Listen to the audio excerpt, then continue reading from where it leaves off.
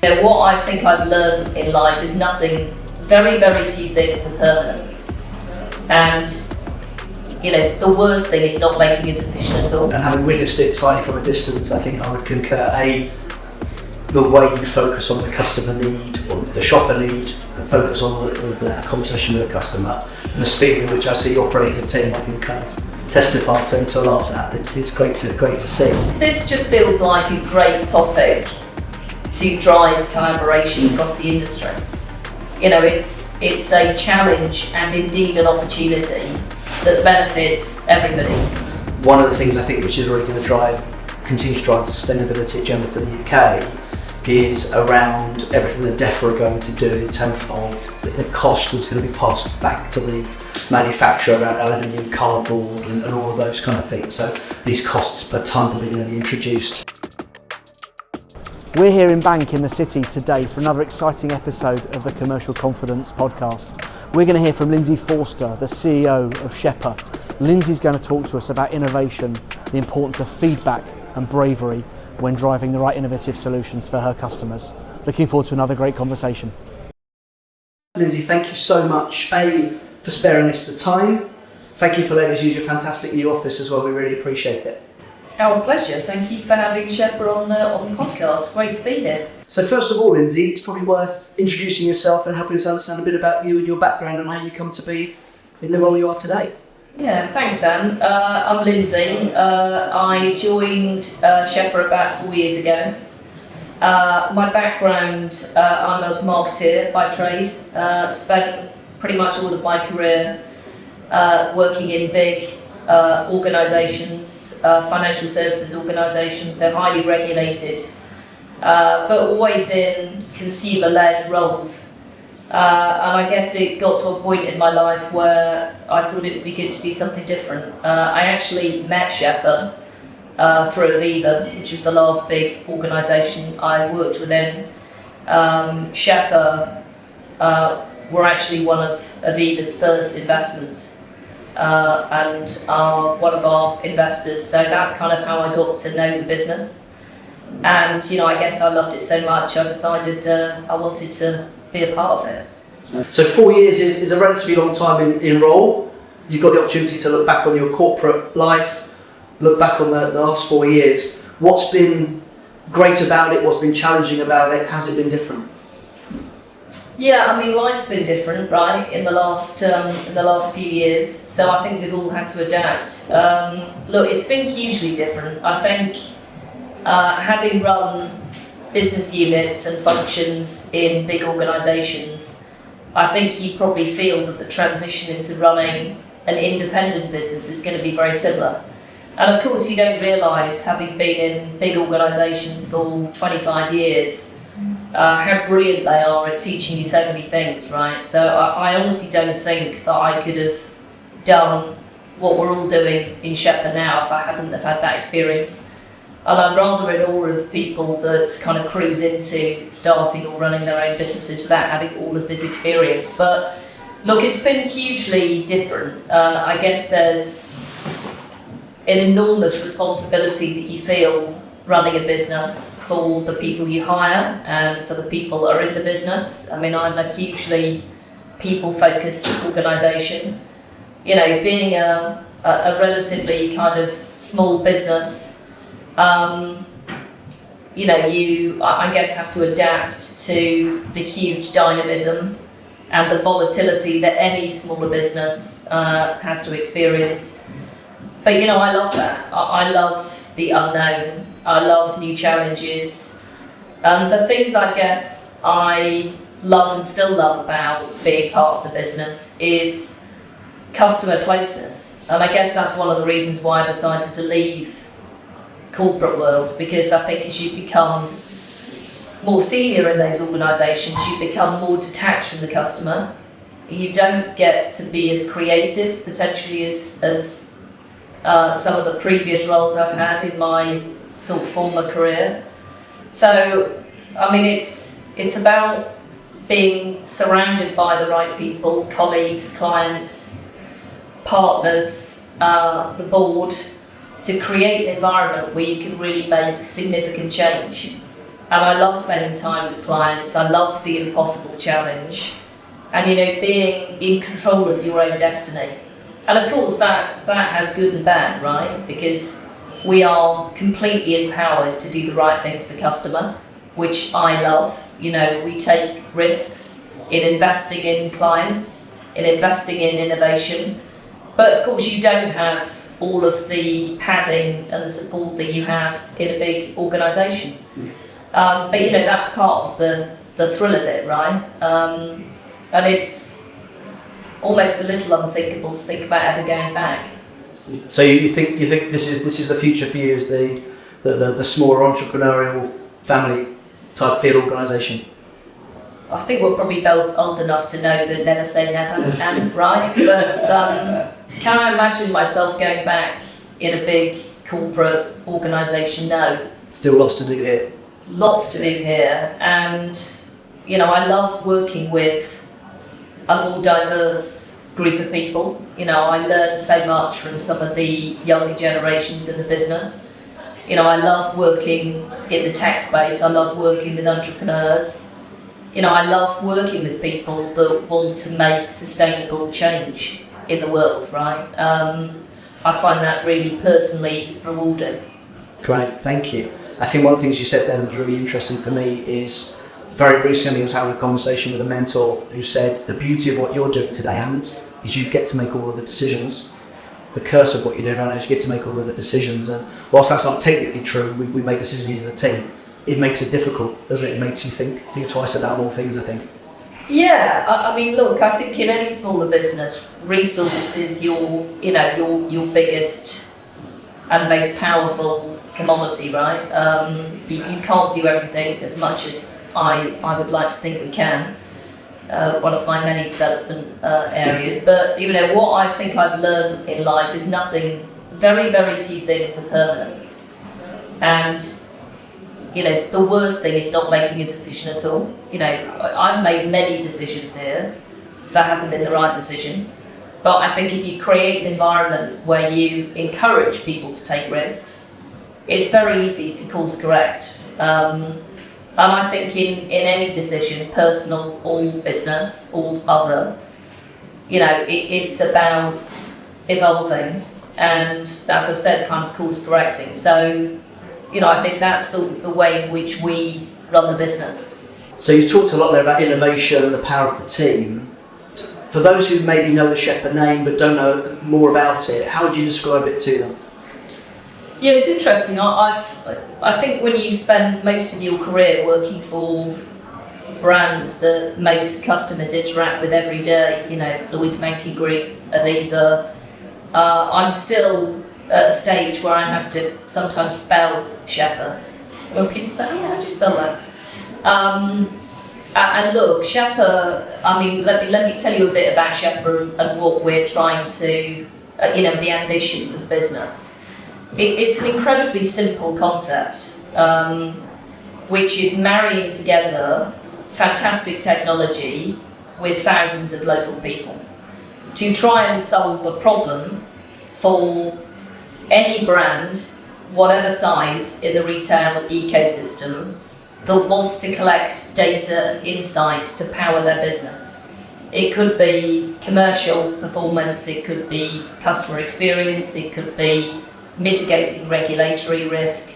So effectively we build products, we're a technology business first and foremost. We build a unique set of products for every single customer, and we work across many facets of retail, and we translate that product into an app, and that app is picked up by tens of thousands of people in every single postcode across the UK and Ireland, and we effectively set the community tasks. It could be to collect pricing data, promotional data, experiential data, store data, and really the sort of essence of Shepper is around a kind of turnkey solution of giving brands the data in which to power their businesses. And we recognise that every business is different. We recognise that the retail environment is incredibly dynamic. It changes by store, it changes by day of week, it changes by time of day. So it's really about moving to almost a real-time proposition of giving and equipping businesses with the data where they can constantly improve what they do, their offering to customers, and how they show up. So we almost kind of describe Shepper as the sort of eyes and ears of every business on the ground. Cool. No, thank you. That's a really great description. Something you talked about a little bit earlier on was your desire moving into the role and being in the role now for 4 years to be closer to the customer and closer to the consumer. I know you spend a lot of time preparing for and attending pitch meetings and talking to clients. Where do you see organisations really embracing that opportunity to get closer to what's going on in the shop floor, closer to what's happening with brands? What sets those organisations apart from maybe those that maybe haven't yet embraced the power? Yeah, I mean, look, we are incredibly fortunate that we work with lots of businesses, and we've experienced some fantastic growth over the last couple of years. And we have some amazing briefs from customers. And I mean, some briefs that we would never thought possible in terms of some of the things that we have been asked to do, which is fantastic because we love developing new use cases. I guess if I kind of talk about some of the clients that we work with that are kind of really pushing the boundaries, there'll be a couple of things that I think I would talk about. I think there's a big difference between wanting to understand what's going on the ground of your business and really moving that into a real program to change culture. So we work with many retailers. I mean, one of the retailers we work with is Marks and Spencer, who, as we've all read as consumers, are doing some amazing stuff for all customers. And I think one of the things that I feel very proud that we have achieved with that organisation is co-creating a series of projects where we are enabling them to put the data in the hands of people that can do something with it, largely the brilliant store managers and all of the colleagues that work within retail. And, you know, being able to drive continuous excellence. So it's not just about understanding what's happening today or tomorrow versus, you know, last week. It's about that continuous data feed to be able to understand how things change over time and to be able to drive, you know, actions for the consumer and to measure the impact of those actions. You know, I think the other thing that we're doing increasingly is, you know, it's a massively competitive environment. I mean, if we think about the number of challenger brands, you know, the sort of convergence of discounters and premium, all looking to serve more and different customer segments. You know, it's really important to understand consumer choice and how, you know, consumers, you know, do have lots of choice in the market and how some of those experiences change. I mean, I kind of look at things through the lens of the customer, which is, I mean, simply put, there are kind of two retail experiences. There's an experience that you want to go and procure something quickly, simply, efficiently, and therefore processes need to be really efficient and, you know, time is of the essence. And then there are experiences where you need product knowledge, you need advice, you want to enjoy the experience of buying something that isn't quite as fast moving. And, you know, it's really understanding what do consumers want and how do you build physical and digital experiences to enable that to be delivered to customers. And we've just finished a piece of work actually for Boots, you know, really understanding, you know, how does that experience change based on retailer or channel. And I really do admire brands that are curious about how other brands are serving customer needs and how you take the best bits of all of those competitor experiences to really start to underpin how you get things right in your own business. So I particularly enjoy, as a personal preference, being able to look at kind of more market-wide studies to understand, how are different brands getting different things right. So there's lots of experiences that I think we could share. So you talked there a lot about retailers, and you talked about the way they're looking at each other and understanding how each other can create better shopper experiences, drive better execution. Do you find that brand owners are being as curious? Yeah, it's interesting because we never get the same brief from any retailer or any brand. And clearly the things that retailers are really passionate about, they're not exactly the same as the things that the brands are passionate about. So we tend to get kind of different use cases from brands. I'll bring that to life by using kind of a couple of examples. Clearly price is absolutely key in this sector. It's clearly a massive focus for consumers in terms of value and making informed choices.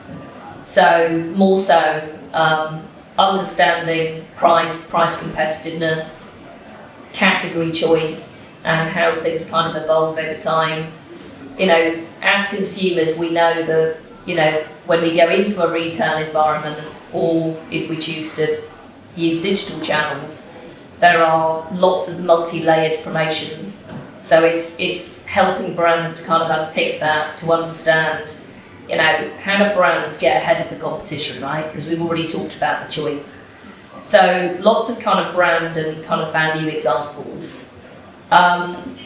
We're doing more and more work within retail media, which I think is an interesting growth area as an ex-marketeer. There's lots of money being moved into retail media because, of course, it's closer to the transaction, it's closer to the sales process.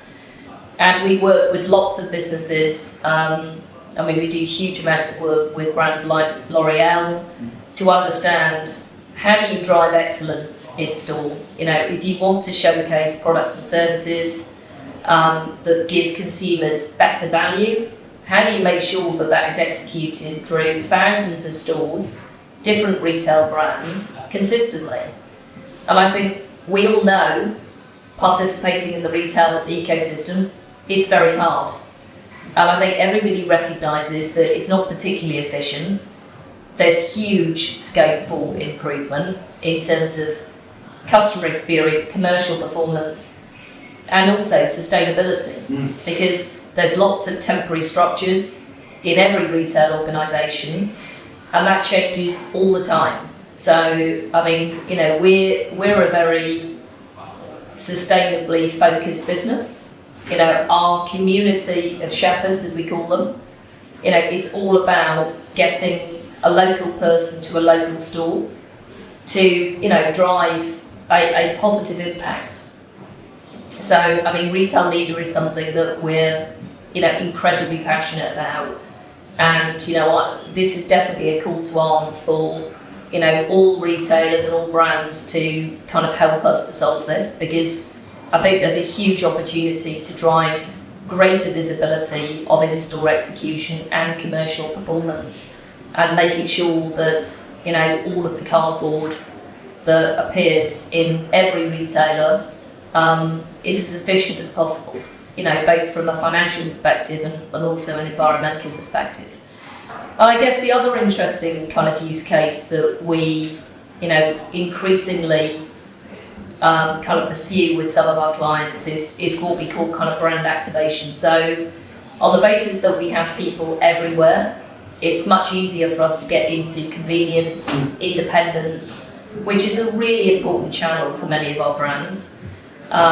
So, we work with brands like Uber Eats, Samsung, and, using the community as a much more cost-efficient route of getting physical brand presence, product awareness into store in front of the customer, which is sort of an alternative to things like, B2B direct marketing. So it's kind of the community and the technology kind of fusion I think creates a much more cost-effective way of getting people into local environments and promoting brands. Yeah, the right store at the right time to prevent a challenge. I know we've talked a couple of times around there's data inside that's captured through what's observed in store, but there's still lots that can be done here. I think within branded organisations in particular, we've mentioned convenience there, we've talked about grocery, we've talked about high street.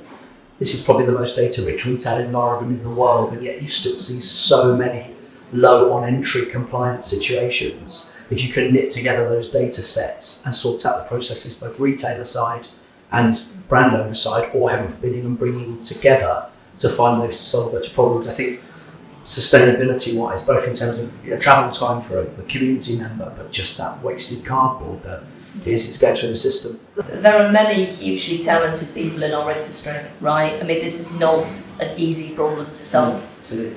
I think we all know as consumers that, freestanding display units and all of the other acronyms that are available to insert here are becoming more complicated. And there's huge pressure on colleagues in store.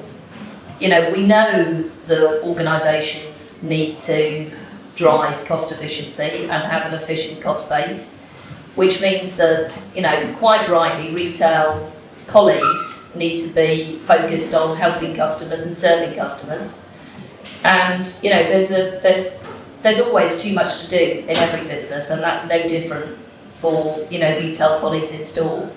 And I think that's where technology and easy user experiences can help to solve some of those problems. And I think potentially collaboration as well, because the sustainability challenge, that waste in what is a profit challenged environment, isn't going to come about without that collaboration. Yeah. So again, how can brands set aside, retailers set aside that sense of competition to create something that actually pleases more shoppers but does right by the environment as well? Yeah, and this just feels like a great topic to drive collaboration across the industry. It's a challenge and indeed an opportunity that benefits everybody, right? Absolutely. The consumer, the retailers, the brands, the environment. This is a great opportunity for the industry to come together and understand how we best solve this. Yeah. I think the other thing that you mentioned, which is something that we work very closely with brands and indeed field sales businesses on, is just understanding that you've got the right resource in the right place at the right time to fix the right problem. We have a much diverse or a much more diverse set of community members. We can get individuals into the right store at cost efficiently. So it's much more sensible for brands and retailers to use the resource within Shepper to determine actually where do you need more complex skilled resource to fix an issue. But you don't necessarily need to send the skilled resource into thousands of locations if actually the size of the opportunity or the problem can be solved by us going in or using tech. I mean, one of the things that we're looking to really focus on for our users is developing user experience and technology that enable people to do things quicker. Whether that's, price scanning capability, whether that's image recognition capability. How do you really simplify and accelerate the time in store to get the data, more immediately? And if it does need, which many interactions do, need skilled resources, then you're able to direct those resources into the right stores at the right time. Yeah, absolutely. One of the things that always fascinates me when we look at data is organisations not understanding.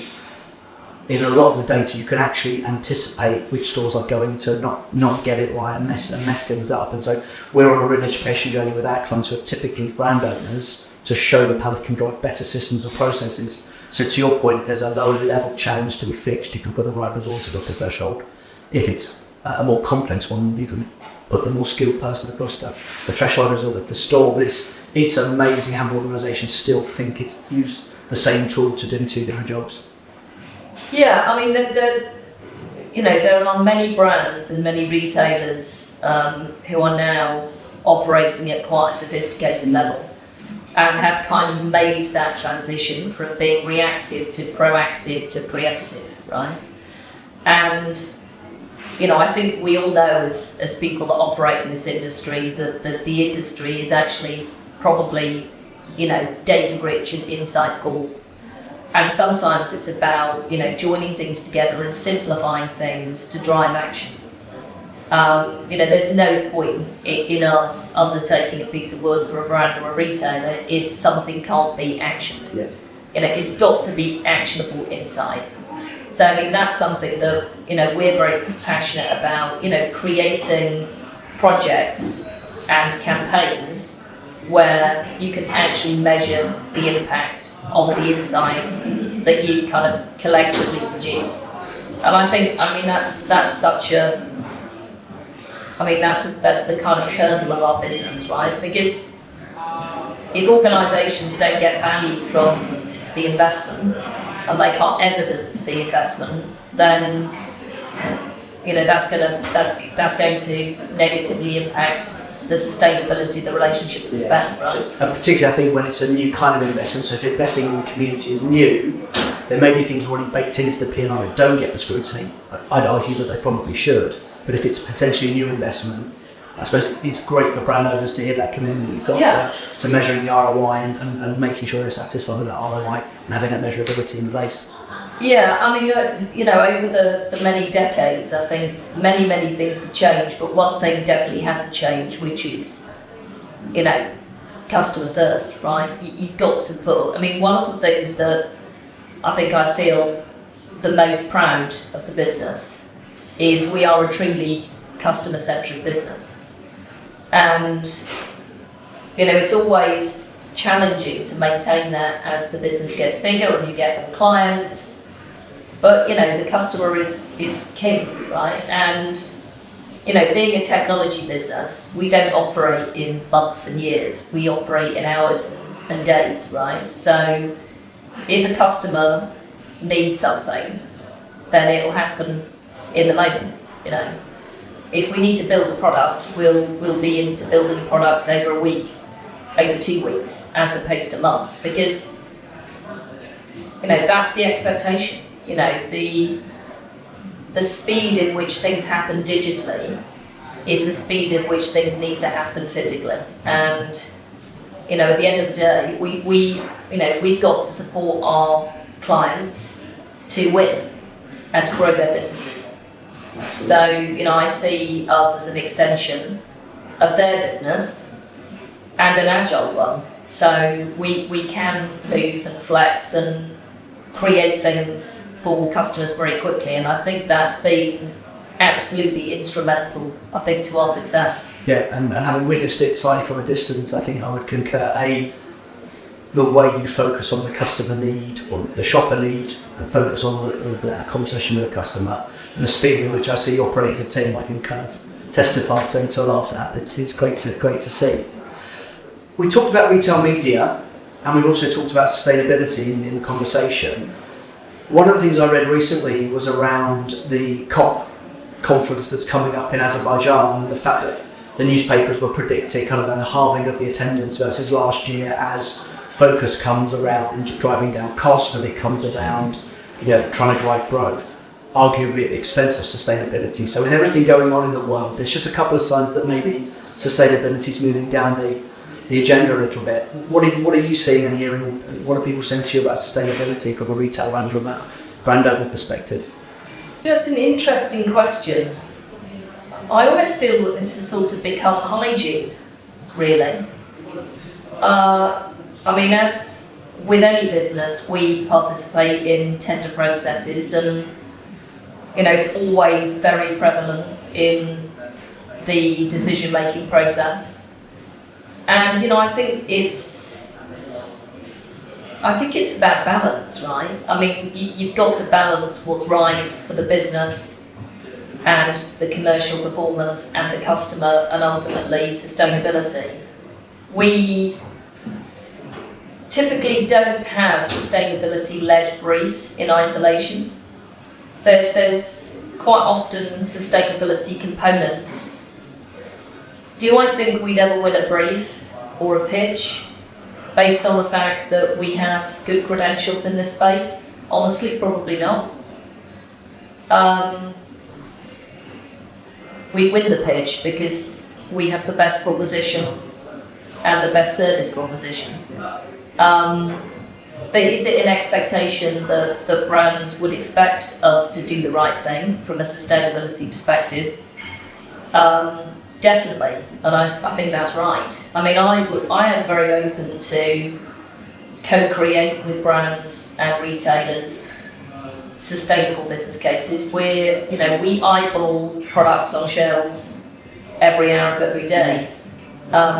We tend to eyeball them for category data, for product availability data, for pricing data, for promotional data.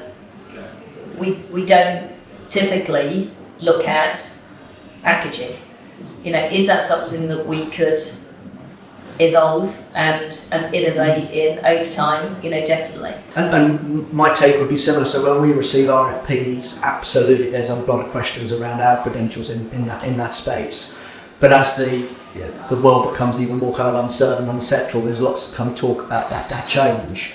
One of the things I think which is really going to continue to drive the sustainability agenda for the UK is around everything that DEFRA are going to do in terms of the cost that's going to be passed back to the manufacturer around aluminium, cardboard and all of those kind of things. So these costs per tonne that are going to be introduced in 2024, apologies. I can't help but think that that's actually going to accelerate that need to reduce packaging and to do the right thing with that packaging. So that could well be a service for the future. Yeah, I mean, it's having spent many decades in financial services, there are many examples of regulation and legislation driving positive customer outcomes. So if that serves to accelerate the focus on sustainability, then great. Yeah, absolutely. So as you say, legislation drives innovation, and I think the pressure that a lot of brand owner and retailer P&Ls are under, and also consumer confidence, that those prices can't be passed on. It's going to have to drive an innovation in the field of packaging. I think you're right. Yeah, I mean, look, it's tough. Every business has got to try and balance short-term outcomes with long-term outcomes, and it's an incredibly tough, competitive environment. So it's in the mix of a number of other things that we all know is on the minds of senior leadership and retailers and brands. So we talked there about packaging and the fact that potentially one of the services for the future could be looking at packaging on fixture and understanding what's going on across the categories. Clearly, with the advent of extended producer responsibility charges, which DEFRA are going to put in place in 2025, I suppose that could really be a way by which legislation always drives innovation, kind of forces innovation. Actually going forward, I could really see a reduction in packaging or product, because clearly there's some big costs that either will need to be absorbed by the manufacturer, the retailer, or heaven forbid the shopper who's already under a lot of cost of living pressure. So I think that could well be an opportunity for the future. Yeah, I mean, definitely. I think, having spent most of my career in a sort of regulated environment, I think I've always had the mindset of looking at that positively and using that as a catalyst to drive real change. So I think it could just accelerate the great work that's already happening, because there's some amazing innovation in terms of packaging, and there's been such a step change over the last couple of years. I think just accelerating that further it's definitely a good thing, and I would love to be a part of that, because it's a great journey to participate in. Yeah, absolutely. Thank you, Lindsay. So to wrap things up, I've got a couple of questions for you. One of the things that we at Sellex talk a lot about is commercial confidence, and the confidence of people within the retailer around what's expected of them, the confidence of the people on the brand side of things. What's the best piece of advice or best experience you've had over the last 4 years that you could share with people to build your commercial confidence? Yeah, look, I'm not sure there's one thing. So there'd be a couple of themes that I would talk about that's build commercial confidence. One is around bravery. We operate in a sector with, lots of other people, some of which have been in business for, decades, some of which are very big, some of which are very small. So there's very diverse competitors there. And, I think differentiation is key. And, we've made some incredibly brave decisions to invest where we have not had all of the data. And, that is the brilliant thing about having a fantastic board, a fantastic set of investors, and a brilliant set of colleagues, that we can make those decisions. And no decision is ever made with all of the information.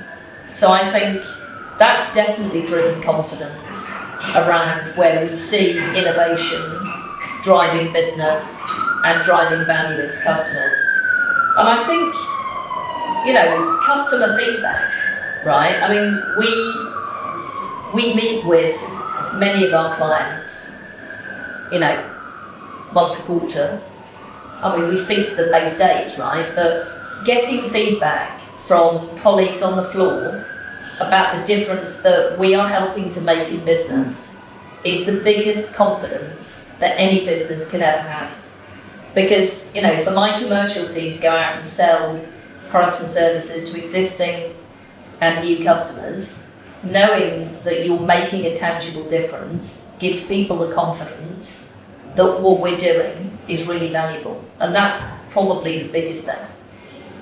So be brave, continuously seek feedback, and that gives you the confidence to go in and talk about the propositions. Yeah. You want to And share. look, celebrate mistakes. I mean, we've made mistakes. And I embrace that. I think when we make a mistake, we learn more than when things go really well, right? Absolutely. And as a final question, you mentioned earlier on development plan, and you're joking, talked about your development plan, but what's your development plan for the next 12 months? Yeah, I can sort of hear my team saying another thing. Look, I think I've probably got more things on my development plan than I probably had when I started here. There are a couple of things that I'm passionate about. Prioritisation and patience are not two of my best skills. I always think everything is possible and could be done tomorrow. It seems that's not the case. So I definitely need to manage my own expectation around how much we can get done. I think probably the second thing is, trying to translate the vision of the business to every single person in the business and everybody in the community. And I feel like the community is not kind of as much in the bosom of the business as it could be. And it's challenging when you've got tens of thousands of people that, many of which you've not met, right? I mean, it's a community, it's a digital community of people.